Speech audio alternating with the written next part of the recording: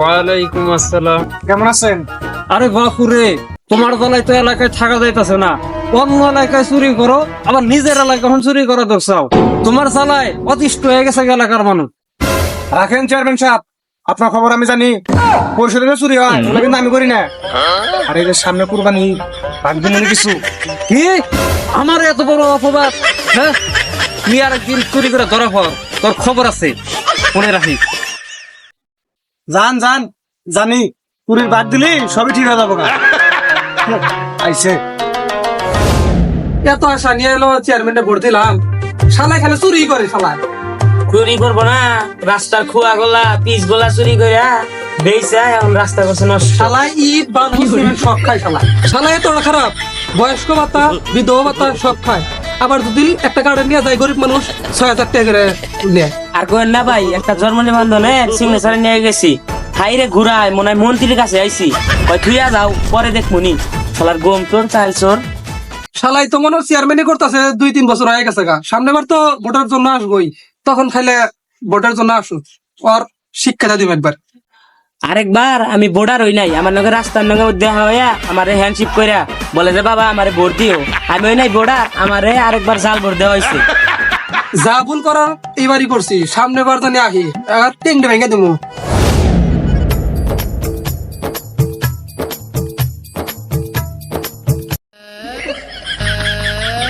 এই আমার সাইকেল লাগালো। আর সাইকেল চুরি করার শিক্ষা দিল। ধরে নে আবার নরস সামনে শিক্ষা দেবো।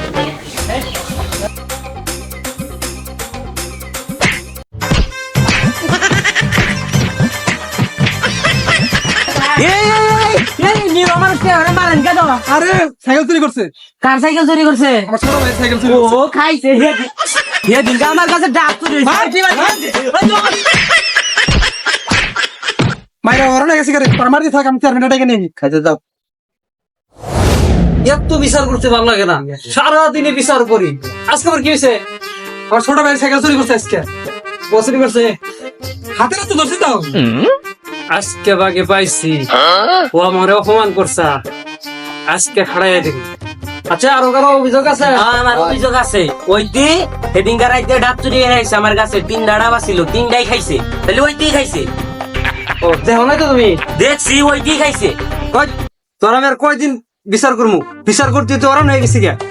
সারা এলাকার মধ্যে তুই একটা চোর, আর খালি তোরই নাম হয়। চুরি তো করলাম মাত্র 6 মাস পরে, একটা বাংলা চোরা সাইকেল। আর প্রতিদিনই তো চুরি হয়, ওরা তো আমি করবার চাই না।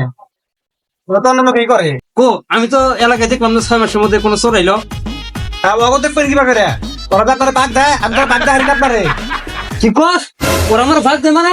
কি আমার দেখছা তুই ওরা আমার ভাগ দে? না, আমি জানি আমি চোর, আমি চোরের খবর জানি, আপনি একটা চোর।